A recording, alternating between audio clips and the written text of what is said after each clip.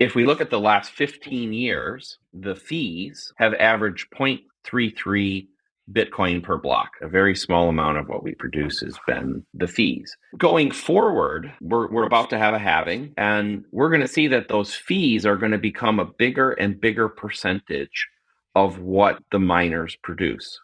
There's a lot of ramifications of that. For instance, 5 years from now, my prediction will be that miners will get as much as 2/3 of their revenue from the fees and only 1/3 of it from the subsidy. Hello, everybody. Welcome to a new episode of the show. Today I have with me Bob, who's the CEO of Barefoot Mining. Can you please present yourself, Bob, and your company? Well, great. Thank you for having me. I really appreciate it. Yeah, so our company is called Barefoot Mining. What we do that's a little different, maybe from most mining companies, is we target what I call horse class mining sites. And I divide the Bitcoin mining world into three kind of categories. There are the elephants, which are companies like Riot or Marathon. They build these big, powerful sites. While they're big and powerful, I like to say they're very slow to grow. It takes a long time to put them up.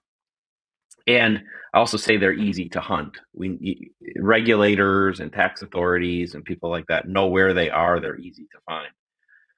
The other end of the spectrum, we have what I call the rabbits, which are the individual home miners, and they are numerous. They're impossible to hunt. You could hunt one, but you could never hunt them all. I focus in the middle, which would be small to medium size horse class sites. We have a combination of both on-grid and off-grid.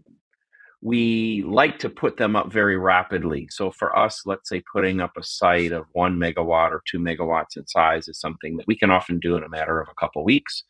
We can raise the money quickly, put it together, and deploy quickly. So we specialize in that site size. I think it's a very important part of creating greater health in the Bitcoin ecosystem, because while I don't want to bore the audience, I wrote an article a couple of years ago called Satoshi's Heel, and there are certain scenarios where if the mining network were to one day become comprised of only elephants, that creates a great vulnerability. So part of what we're trying to do, obviously we're trying to make money, and we feel this is a great way for us to make money by targeting these sizes, but it also provides, we believe, the greatest resiliency to the Bitcoin network. Okay, so you raised a lot of topics, but to put it short, basically you're in Bitcoin mining and you focus on small scale sites instead of big scale ones where there is much more concentration risk and slower execution risk. But before getting into the specificities of your business and your operations, perhaps you can share with us your Bitcoin journey and how did you end up in the Bitcoin mining space? Yeah. I spent most of my career, for those of you who don't see me, I've been around a long time. I started out in the personal computer industry way back in the early 80s, designing personal computers, and spent a couple decades doing that. Most notably, there's a company called Gateway. We had a lot of success in the US and North American markets, a little less in Europe, but we were one of the top 10 personal computer companies in the world with 25,000 employees and $10 billion in revenues. And I served as the chief technical officer there. So that gave me the opportunity to get heavily involved in computer design, server design through that era. In the mid 2017, actually, to be specifically, in 2017, I had received a phone call from an old friend who said, "Hey, Bob, can you design some Ethereum mining equipment for me?" Now, I looked at it originally as a computer guy, and I said, of course. And so we ended up creating a company to design and build those servers for that market. But in addition to my technical background, I also have a background in economics. I had studied Austrian economics going back to the early 2000s. And I started to look at Ethereum through a different lens, and I became disillusioned by it. I realized that it was technically flawed and that it was very subject to capture. I didn't like the movement toward proof of stake. So, before expanding further, why did you find it technically flawed? a couple things. The first is I looked at the technical complexity involved, and I've been involved with a lot of really large software projects and realized that this was an attempt to try to do too much. It was too complex, first of all. Second, proof of stake itself, I believe, is flawed. It will move to massive centralization, and it will eventually become captured. So those were the big things that led to my lack of faith in it as a long-term viable Okay, but strategy. what about all the use cases? Playing the devil's advocate here, all the smart contracts and the layer twos and the Uniswaps, Yeah, DeFi, tokenization of assets. yeah. Well, if you look at the way it's constructed, it's controlled by a very small group of people trying to make rapid changes. It's the way the traditional software world is structured. And I think when you get right down to it, and it's a Turing complete, it's got all these other technical quote unquote advantages from their perspective, but those things can become an Achilles heel. They can become attack vectors. They can become places where mistakes get made. I think the scope gets so big that it becomes too burdensome. If we look at the big problem we're trying to solve with cryptocurrency, it's sound money. And what we want with sound money is we want stability, we want security. Change should come very, very slowly. And the technical community within Bitcoin, there's all these debates about, for instance, ossification, which means the making the code completely unchangeable. Now, I'm not of that mindset, but I'm of the mindset that these changes should come in very, very small increments over very long periods of time. So in the Bitcoin world, as we move to SegWit, as we move to Taproot, like those sort of decisions were ones that took forever. Ethereum may work fine for decades, but at some point, I believe it will all fall apart. That it is a system that's doing too much, too fast. It's not controlled in the proper way, and ultimately, the centralization forces will also make it highly subject to being captured.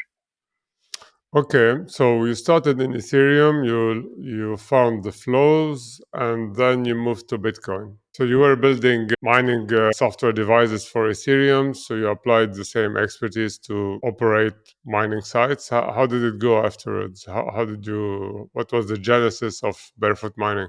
Well, we started in this Ethereum world. We didn't have the capability at the time to develop our own ASIC. By that I mean the chip that sits at the core of Bitcoin mining equipment. So what we did was we signed an agreement in 2018 with Bitfury to become the U.S. distributor and service center for Bitfury equipment.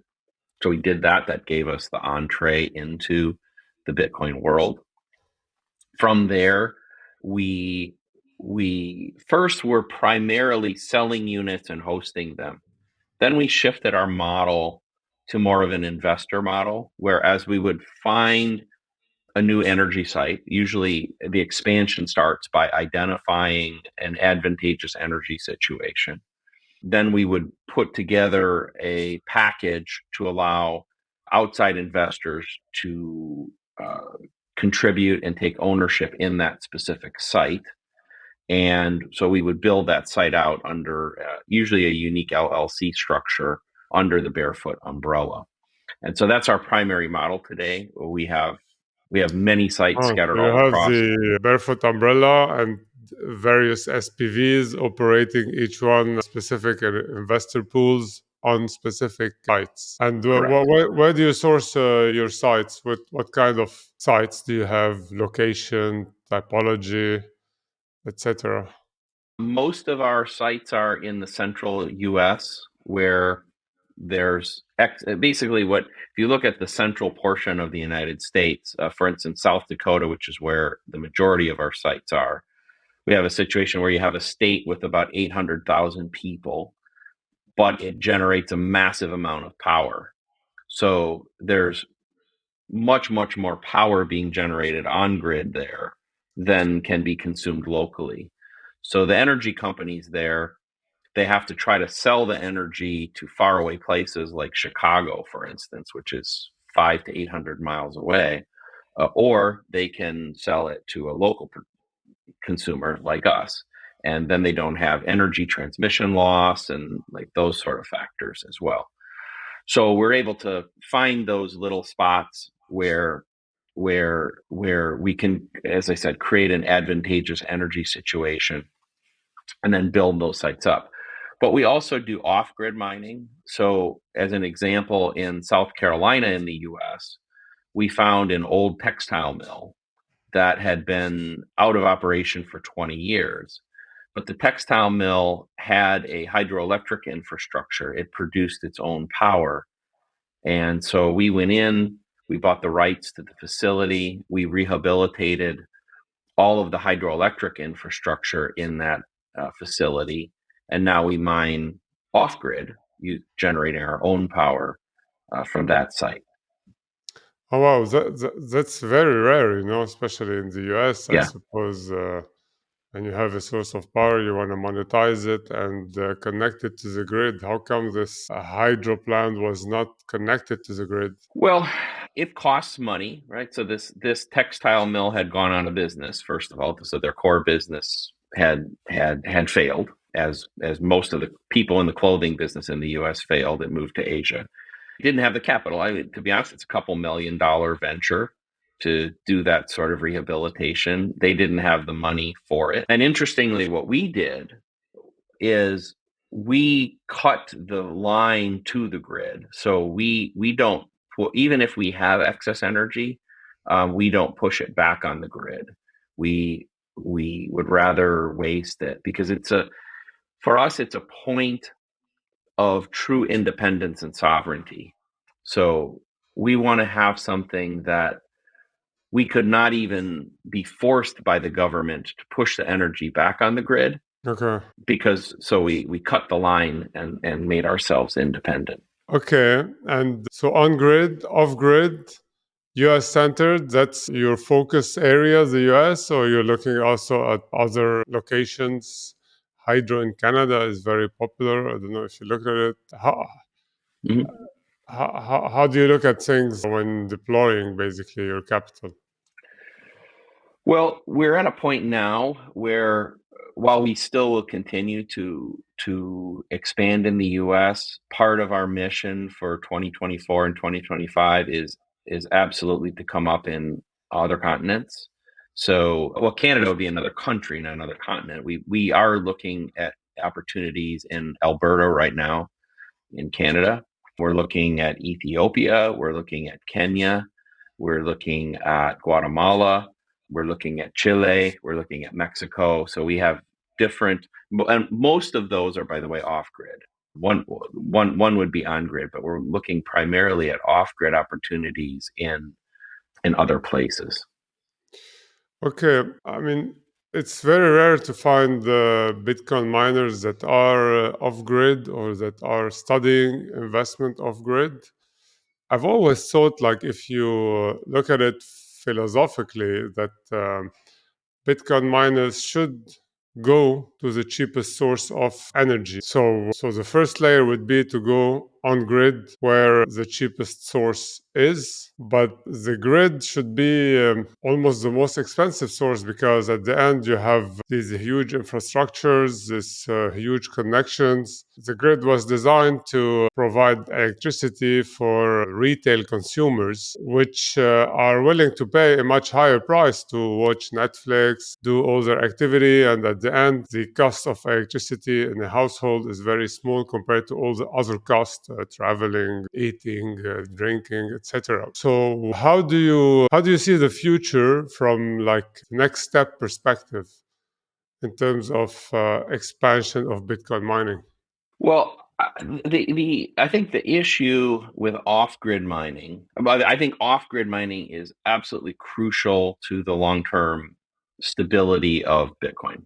That I'll refer again people to this article I wrote called Satoshi's Heel, which you can find in Bitcoin Magazine. And we need to make sure that we create an overall network that is resistant to all kinds of different attacks. And one of those attacks could be through the grid, right? Where it could be regulatory, it could be physical attacks, it could be taxation, where the major governments of the world come in together and attack on grid mining. Off grid mining is much more difficult for them to attack. The problem we have today is that, Hold on. When you say attack, because there was a huge attack on Bitcoin mining by China, yeah, and there is a ban of Bitcoin mining in China. But so what? I mean, even if they ban it everywhere, there will still people be mining somewhere and or hidden now China, although the ban is still in place, the Bitcoin mining activity is back up to very high levels, percentage much higher than when the ban was put in place. So what happens if there's a ban from all governments on Bitcoin mining? well, by the way, it doesn't have to be a ban. Sometimes an easier way to do it is like what the Biden administration is trying to do in the US. So the Biden administration in the 2025 budget proposal for the United States includes a provision to tax Bitcoin mining electricity consumption at 30%.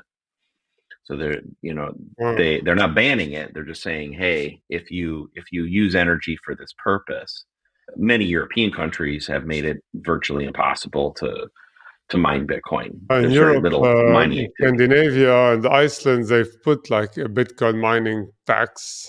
Yeah, but So I that think in the means the electricity price is just higher, but you are still allowed to mine.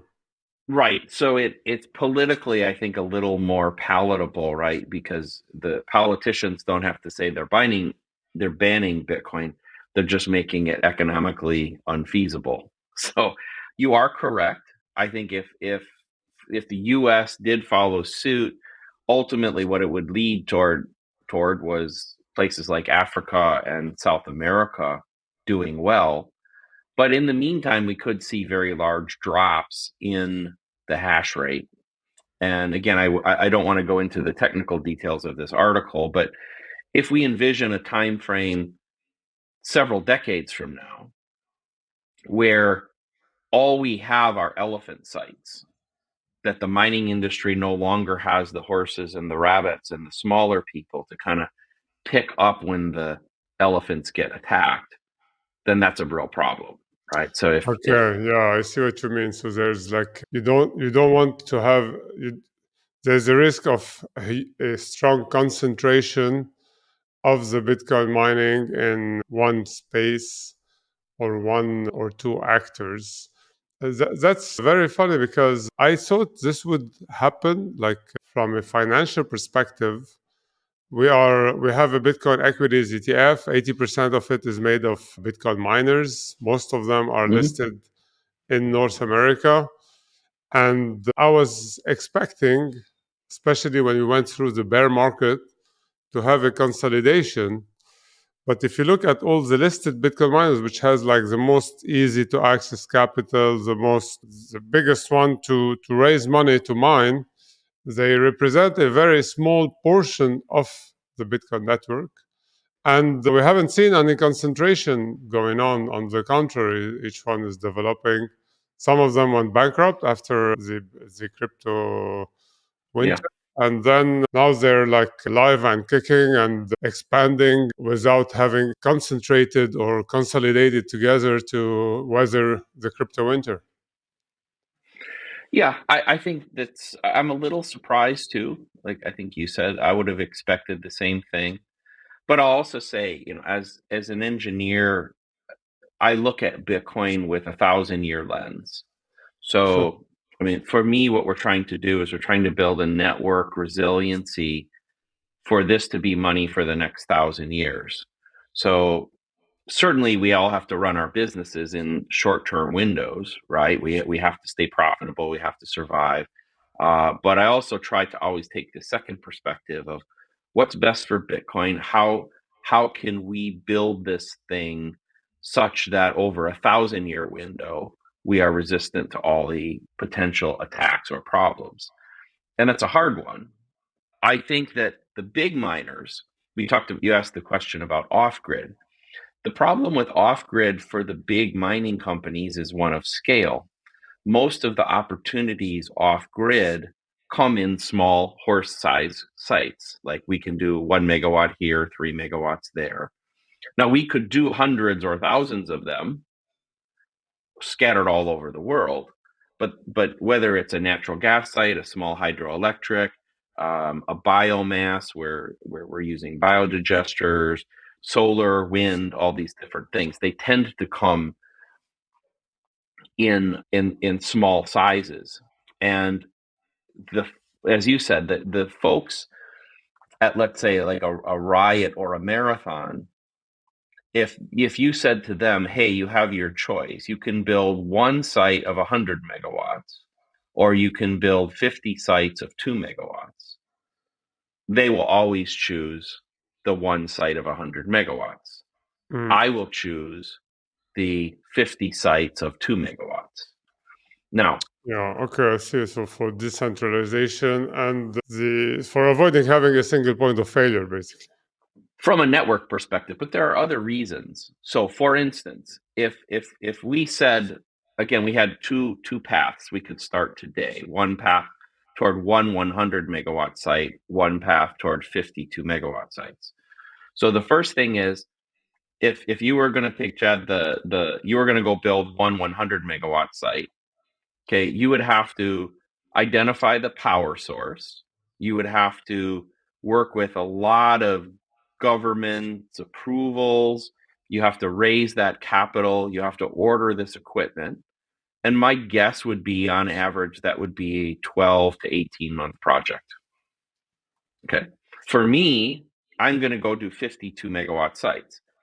I might have the first one up 6 weeks from now, and the second one up 12 weeks from now, and maybe have 10 You're up more in 4 agile months. and quick.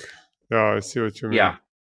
And now also, if the market conditions change such that it's no longer favorable to continue expanding, I can stop and pause and wait for the conditions to go. Because as you know, being a Bitcoiner, guessing what market you'll come into 12 to 18 months from now is difficult. And I have something I call the miner's trilemma. And the miner's trilemma is this: that when you're putting up a new site, three things have to come together. You have to have energy at a good price, number one. Number two, you have to have the equipment, the servers. You have to be able to get them, and you have to get them at a good price. And the third is you have to have the money. Well, my hypothesis with the miner's trilemma is that at any one point in time, one is always hard. One of those three is always hard. So we went, for instance, in 2021, at the end of kind of the previous bull cycle, money was very easy. The energy was actually easy, but the equipment was very difficult to get and overpriced. Then last year, the equipment was easy to get, the energy was easy to get, but the money was hard to The get. money was hard. Okay. Yeah. And now I think we're at the end of that cycle, and we'll probably enter another one where the money will get real easy again, and one of those other two will get hard.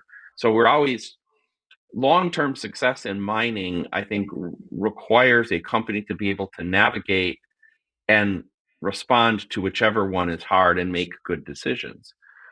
What I told my team recently was, I said, hey, we expanded a lot, for instance, in 2023. It was a big year of expansion. And I think we still will have a lot of opportunity in 2024.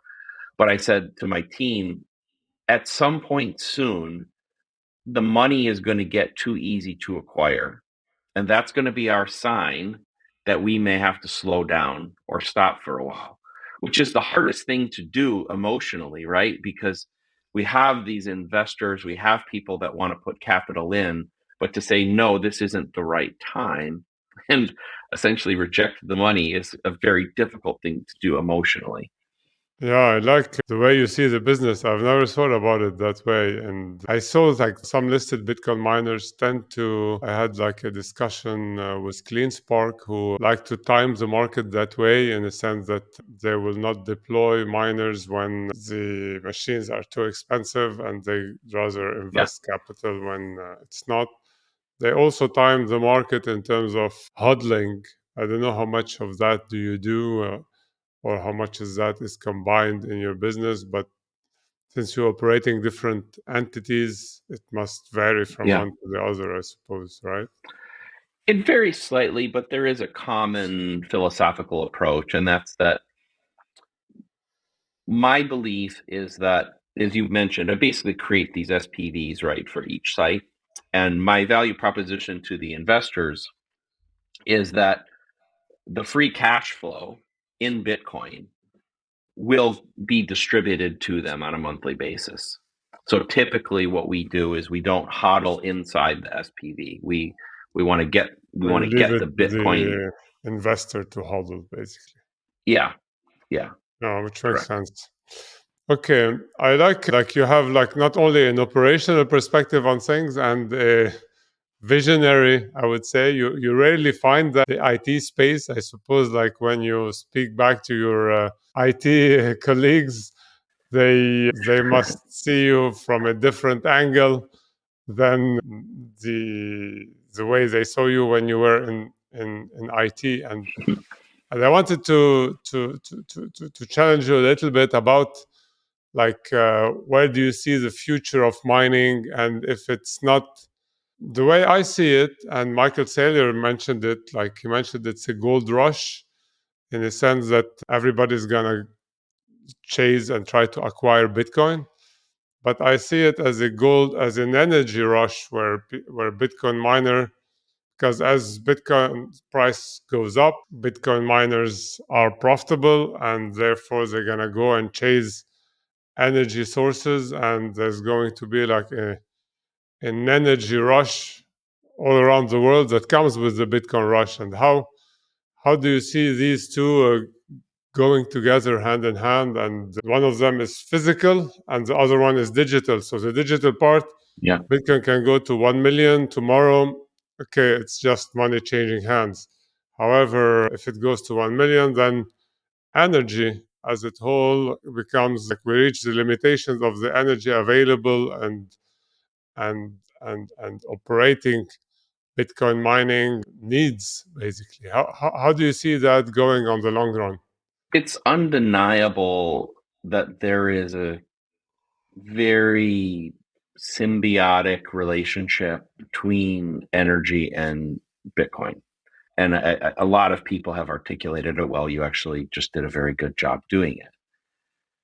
What I will say, though, is I believe that people have missed largely another vector.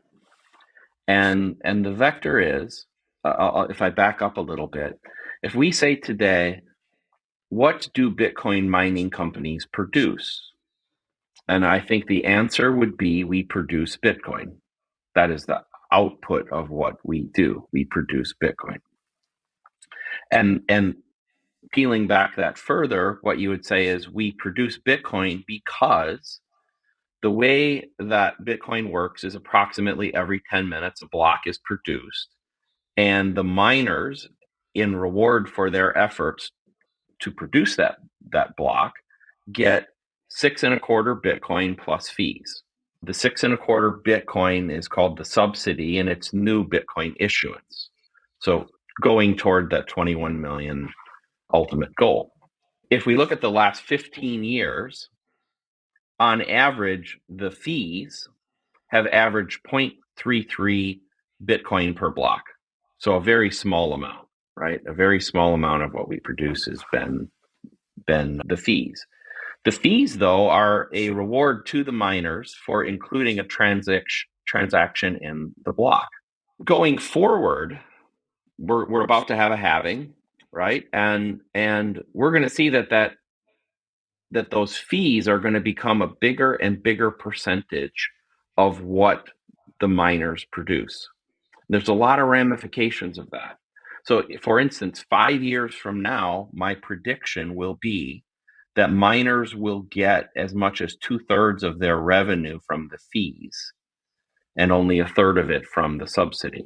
Hold on, it's because the subsidy, because of the halving, basically, which technically, Yeah, like if the fees remain the same, it technically doubles their market right, share, I would say, of the whole reward. And right. this effect will make the fees going higher and higher in relative terms.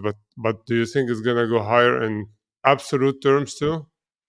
Correct. Yeah. So yeah, you're exactly correct. So there is effectively a doubling of the effect of the fees with every halving. So in 5 years, we'll have gone through two more halvings, right? So we would double and double again, just in absolute terms, as you said. However, a little bit of math, but I think it's easy to understand. If a block is produced every 10 minutes, it means that about 53,000 blocks per year are produced. Each block can include approximately 4,000 transactions. That's how much space we can, and there's very little we can do to change that. So that means that there will only be space for 200 million base layer transactions on an annual basis. Basically, the 50,000 times the 4,000 gets you that Hmm. number, right? Okay, it's interesting. I've never thought about it Okay. that way. Yeah, go ahead. Yep. So it turns out that number of base layer annual transactions, by the way, is almost identical to what Fedwire in the US, basically the US Fedwire has about that same transaction capacity. If you compare that 200 million, though, to 8 billion people in the world, to 330 million corporations in the world, it's a tiny number. Tiny, right? In 2023, for the entire year, every single block was completely full. 100% full. There was no room for any others. Fees went through certain periods where they spiked by factors of 10x or 20x. There were even periods where the block reward was more fees than subsidy for brief periods. So, what that tells me is that we are on the cusp of the scarcity of the block space being such that there will be a massive explosion in the cost of transacting on the base layer of Bitcoin. Just for me to understand clearly. So what you're saying is that in 2023, all the blocks were full compared Correct. to like 10 years ago where you had empty blocks?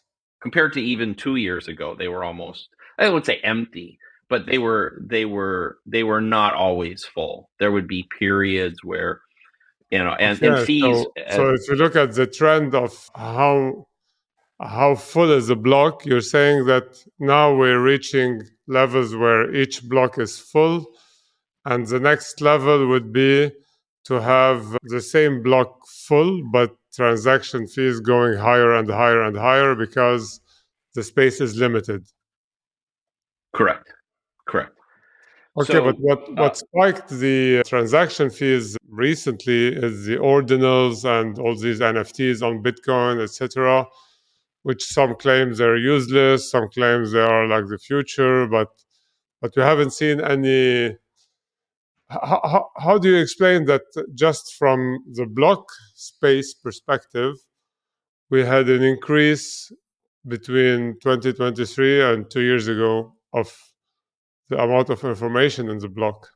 well, by the way, you're right that ordinals had a big impact on block space usage. And I'm not a fan. I don't wish to debate that with anybody today. I'll just say that it exists and it has caused part of this explosion, but it is not the sole reason for that. And even in periods of time where ordinals were not active, blocks were still full. So we can look at that metric from January all the way through December, and it was very consistent that the blocks were completely full. I believe that we're at a point where we sit on the cusp of scarcity becoming very apparent. So if I want to send you some Bitcoin right now, if it was for the purchase of some goods that I needed very quickly, I can pay a high fee and I can get in. But if let's say you and I had made some friendly wager and you trusted me and I could put it in at a low fee, it was just like, you don't care if it gets there in a few days or a few weeks, it goes in at a low fee. We've had a lot of those transactions that are sitting there in the mempool waiting to get included in a block with kind of this low priority requirement. And so when ordinals would come in heavy, that would create the spike and the fees would go way up. A way that I articulate this sometimes is with an example. I say, I imagine I own an apple tree. It's the only apple tree in the whole world. And this apple produces 100 apples per day. Now, if demand for apples is 95 apples per day, then the apples are still really inexpensive. But the moment 101 people per day want apples, the price spikes dramatically. So this small change of 6 apples of demand. Yeah, I see what you mean. That's very interesting. So what you're saying basically is there is, on top of Bitcoin scarcity, which is 21 million, there is also a block scarcity. Yes. But how does it make so basically what you're saying is that the transaction fees are ready to go up. Yeah. And therefore, how will the future look like? Because we already have like one example that was a network with very high transaction fees, and it creates all kinds of problems, which is Ethereum, whereas the gas fees are very high now, and people are complaining about it. So Yeah. I would say if fees goes too high, I mean, then you would see the Lightning and other solutions coming on top of it to Yes. decongest the base layer, right? Yeah, the critical importance of Lightning or Liquid or even others, right? Fedi, all these different layer 2 and layer 3 solutions becomes absolutely critical. The reason I started telling you this story, though, talking about block space, also goes back to miners, though, too. And what's the mining industry? How does it complexion change? Well, here's what I believe. The mining pools in combination with the miners, I'm going to simplify it for today. The mining pools in conjunction with the miners decide which transactions go into blocks. So if at this point in time, I just happened to check it before I came on this show with you today, there's about 350,000 transactions pending right now in the mempool. In the next block, only 4,000 can get chosen. Now, the creator of what's called the block template gets to decide which 4,000. They can pick whichever 4,000 they want.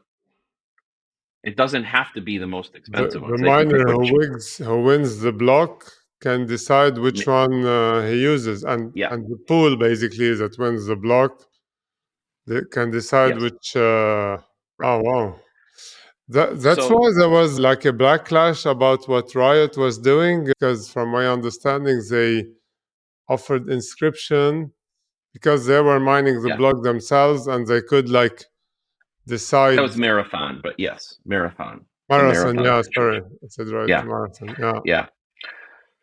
So I know this is a very long way to get to this conclusion, but I believe that being in this position to control or decide which transactions go into a block when we're in a period of great scarcity will be highly, highly important. it will decide what fees go in, but it will also decide what transactions get processed. So if you were a financial services company and your business depended on your transactions being included in a block for your customers and your business, I think it's a very logical conclusion to expect that those financial services companies are going to come heavily into mining, at least have mining relationships, so that their transactions can get prioritized and that they can control the cost associated with including those. And Oh so wow. they will fight the energy sector for control of mining. Okay, I thought the name of the game in Bitcoin mining was energy, but what you're saying is that we're gonna have energy operator fighting with financial service operators to control the block space instead of getting the rewards from the power to produce it. Okay.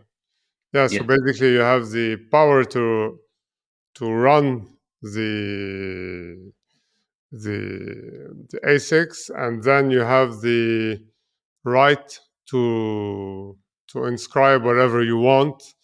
And these are two elements that once we have a gold rush or a Bitcoin gold rush, we will be followed by the energy operator and the financial service operators. Wow, I that's haven't. my It's the first time I hear that. It's very interesting. But why would they inscribe on the first layer when they can do it on the second layer, like Lightning, etc.? Wasn't well. Yeah, here's an example. Okay, let's say you are Coinbase or Swan, an exchange. Okay, now you want to offer to your clients, if they want to move Bitcoin either onto your exchange or off of your exchange, a very low fee for doing so, and maybe a guarantee of it happening quick. The only way for you to do so would be to have some form of control over the block space.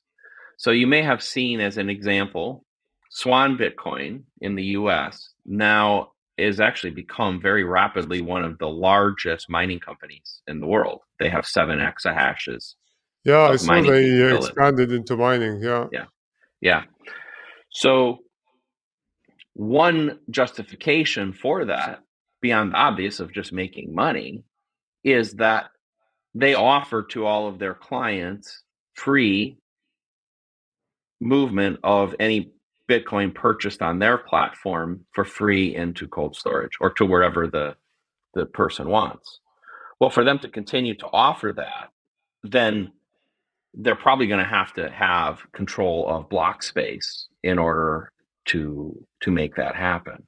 If I was BlackRock, if I was Fidelity, if I was one of these large, US ETFs, I would want to make sure that I have the ability to get access to the base layer to do my movements, whether that's UTXO consolidations or movements between different entities. Like, I think as you start thinking through this, you'll realize how powerful it is. Again, realizing that each day there's only 144 blocks per day, and there's only 4,000 transactions per block. So it's very, very precious.